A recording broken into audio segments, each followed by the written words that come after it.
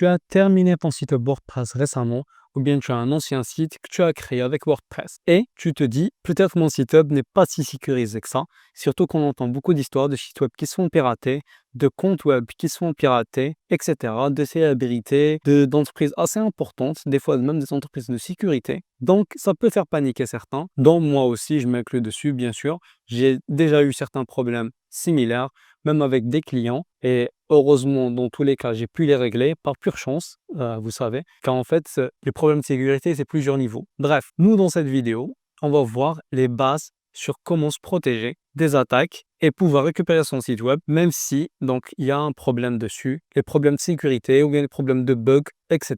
Et on va voir comment sécuriser notre site directement. La première chose donc qu'on va voir, c'est comment faire une sauvegarde régulière de son site web. Ça, c'est une chose très importante, car même s'il y a un problème sur votre site, que ce soit un bug ou bien un problème de sécurité, donc une certaine attaque, on aura besoin en général d'une sauvegarde des fichiers de notre site. Et la plus récente possible, surtout si vous faites des modifications beaucoup sur votre site, c'est très important d'avoir une sauvegarde et de manière fréquente. Peut-être une sauvegarde hebdomadaire ou au maximum mensuelle.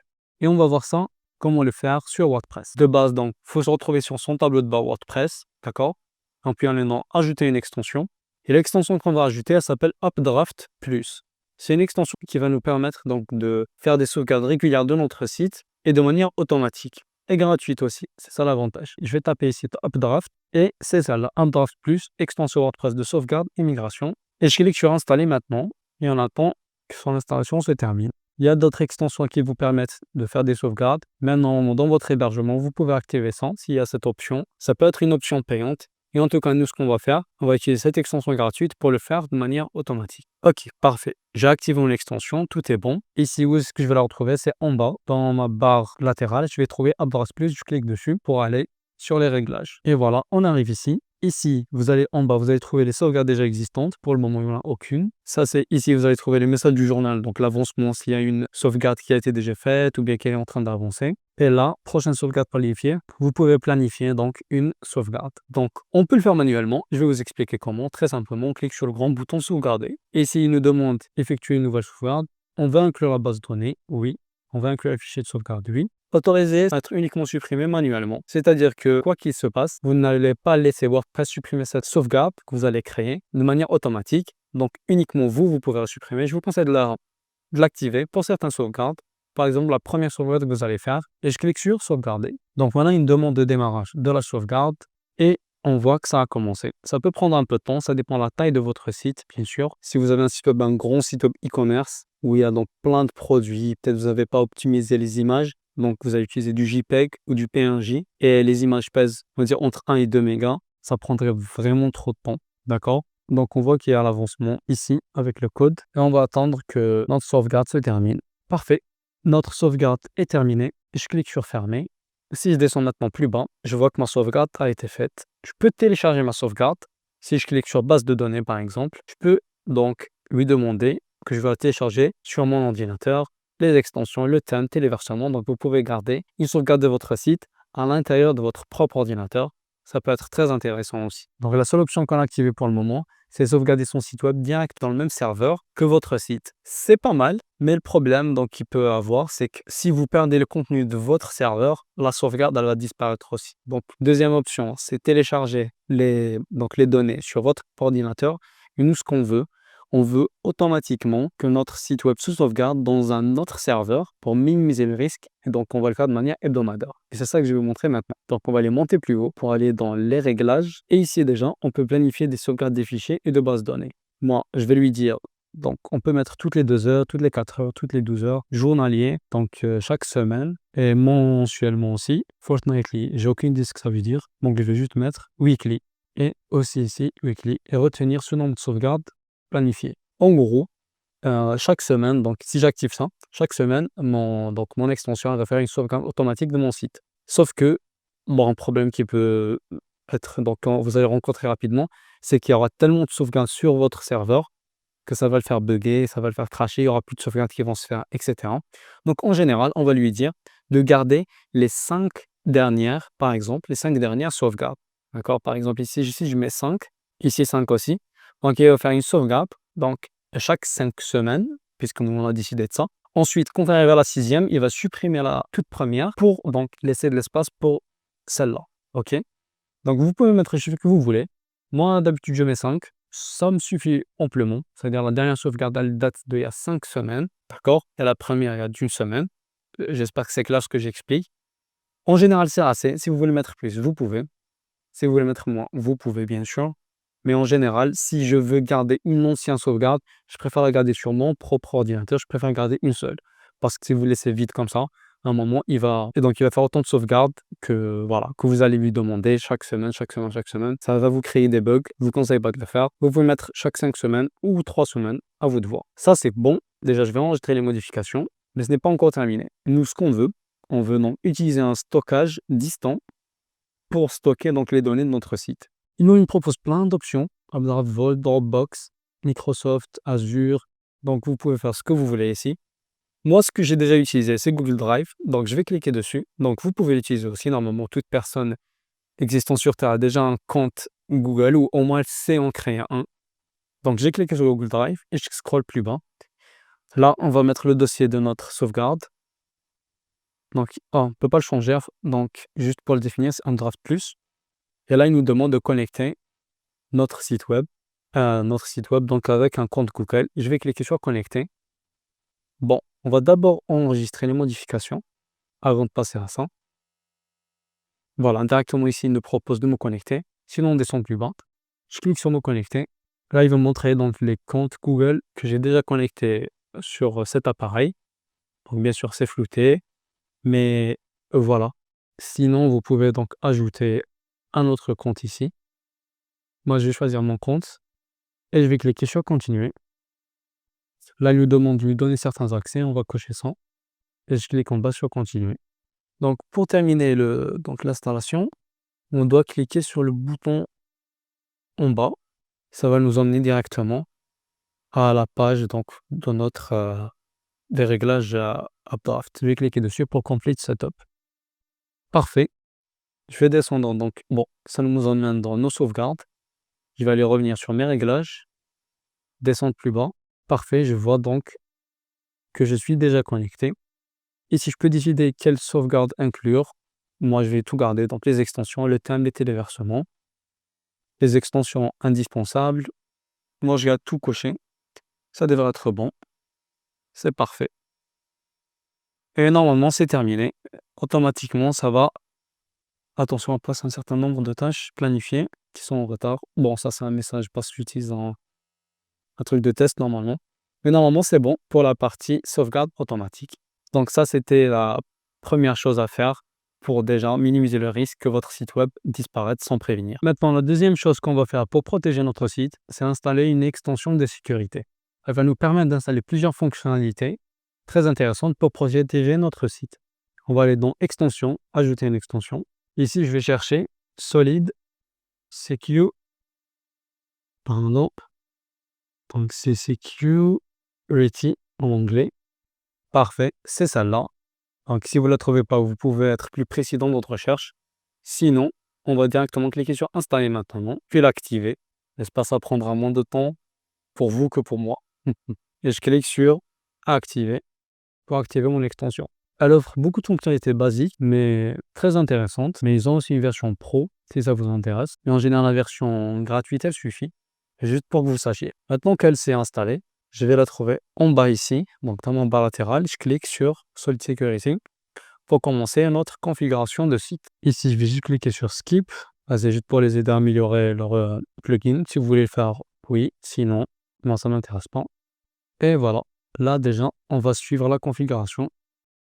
Donc, il me demande dans votre site web. Donc, c'est quel type de site? Est-ce que c'est un site e-commerce, réseau, à but non lucratif, blog?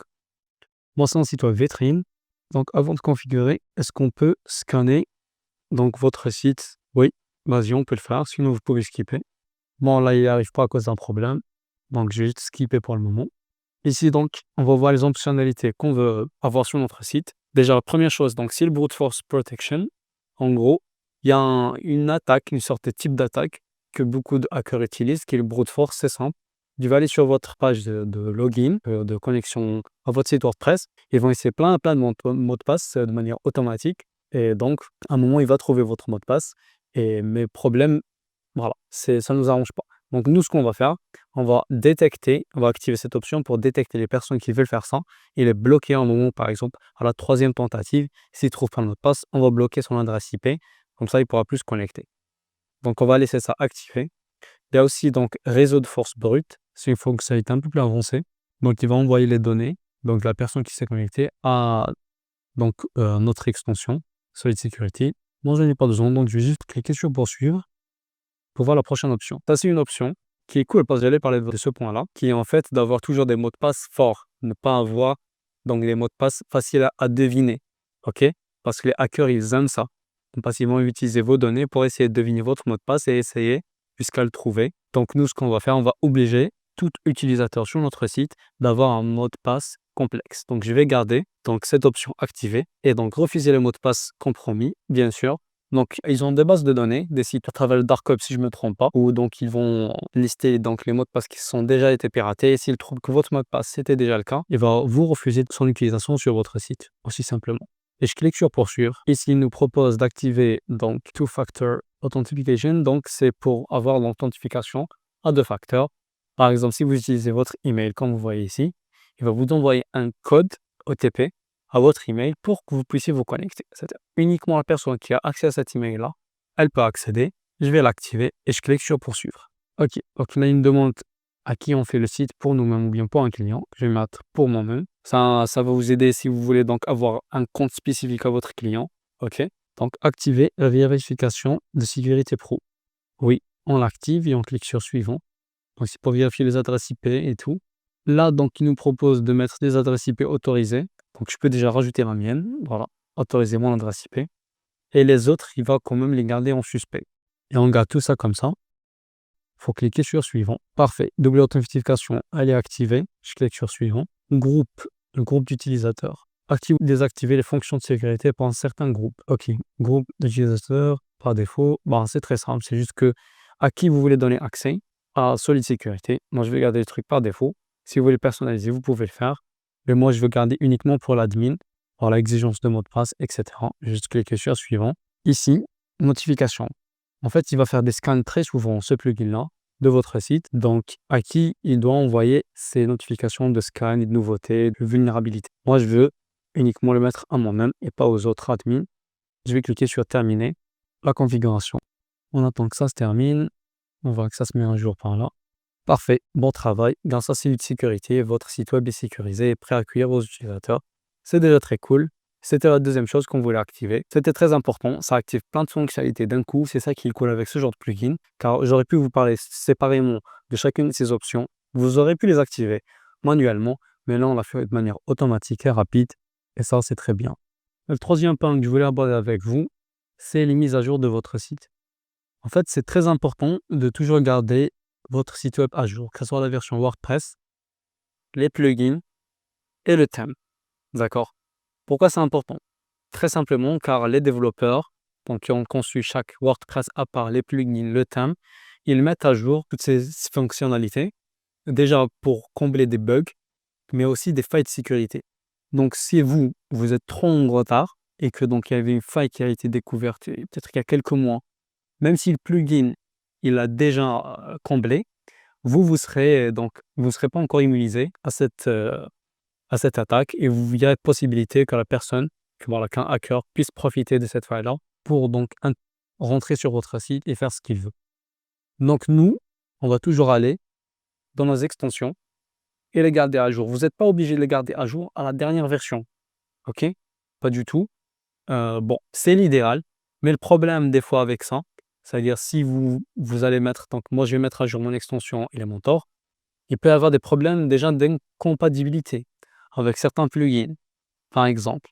Et il peut aussi y avoir un bug, peut-être des petits trucs comme ça, qui ont peut-être pas assez, ils n'ont pas encore été bien testés avant de mettre la mise à jour. Donc ça peut être un peu dangereux de mettre à jour votre site directement.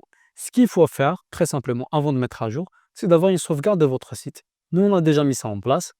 Mais si vous avez fait des modifications sur votre site, vous faites une sauvegarde, puis vous mettez à jour WordPress, les plugins et le thème, aussi simplement.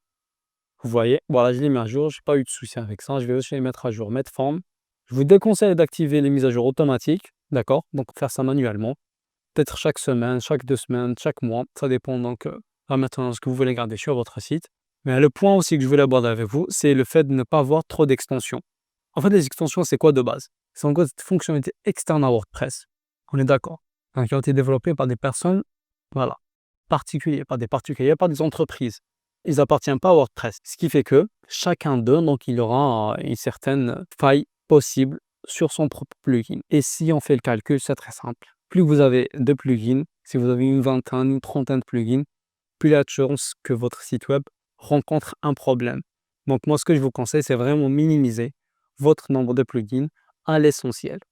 Et un dernier conseil aussi que je voulais aborder avec vous, c'est en fait utiliser des extensions qu'on appelle extensions couteau suisse. L'expression elle est là pourquoi? Pour dire en fait un plugin va remplacer plusieurs fonctionnalités de plusieurs plugins, ce qui va permettre d'avoir un plugin un peu plus stable que d'en avoir une vingtaine. Je vais vous parler d'une extension très très cool donc, qui s'appelle Admin Enhancement sur WordPress. On va l'installer ensemble. Je vais cliquer sur ajouter une extension. Et pourquoi elle est cool? Parce que c'est une extension couteau suisse qui va vous permettre d'activer plein de fonctionnalités sans devoir installer un plugin pour chacune d'elles. C'est celle-ci, ASE, Admin Site Enhancement. Je vais cliquer sur installer et on va voir ensemble les fonctionnalités qu'elle peut activer sur votre site qu'on n'aurait plus voilà, d'extension installée pour ça. Je l'active et j'attends. Parfait. Ici, je peux directement cliquer sur configurer. Sinon, je descends en bas.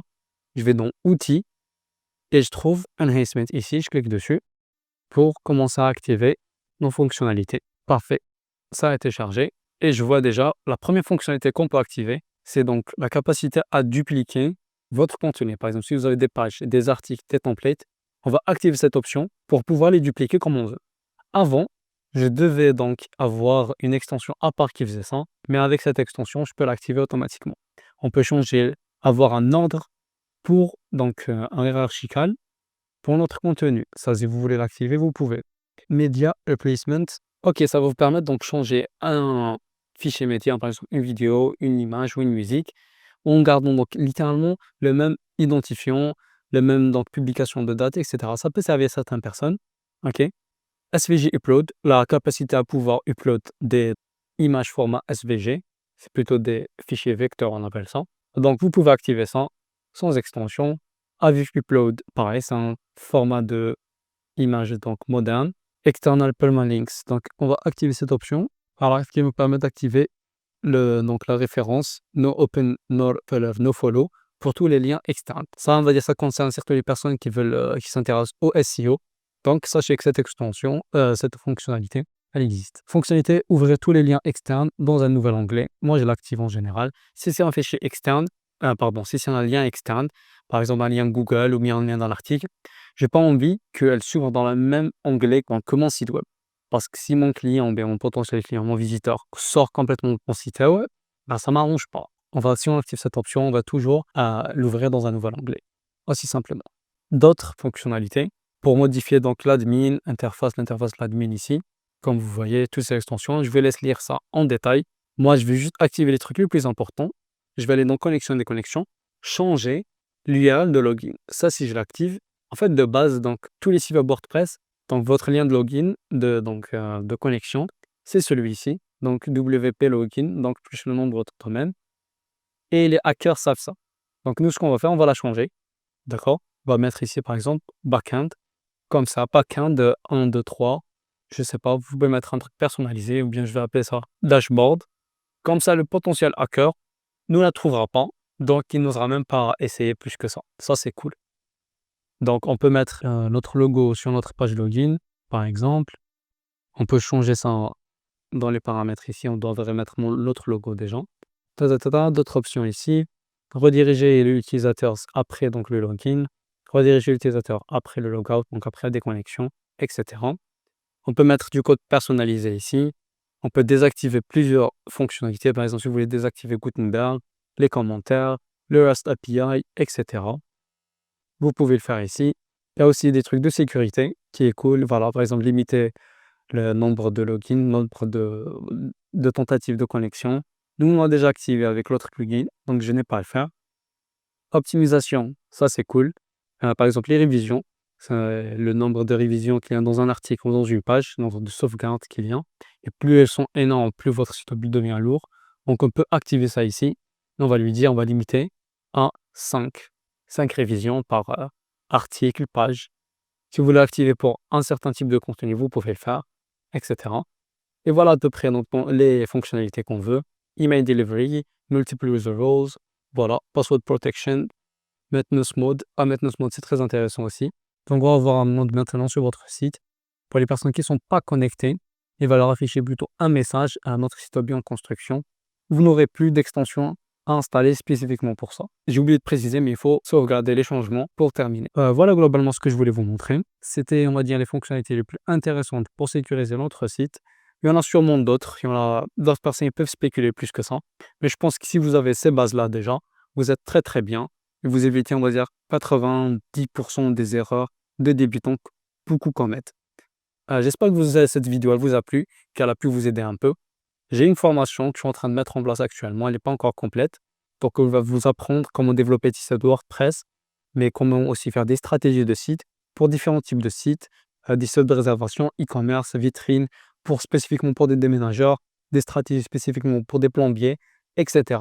Donc si vous voulez avoir cette compétence-là complète, je laisse le lien en bas de la description pour vous inscrire à la liste d'attente. Et donc les personnes qui ont donc inscrit, qui seront inscrits, donc vous allez mettre votre email, vous allez recevoir des informations sur la formation et vous allez aussi recevoir la date de lancement et la réduction qui va avec, quand on va faire une réduction au lancement de notre formation.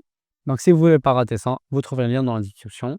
Merci d'avoir suivi cette vidéo. Si vous voulez donc garder toujours à jour sur mon contenu, abonnez-vous. Ça m'encourage aussi. Merci à vous et je vous dis à bientôt.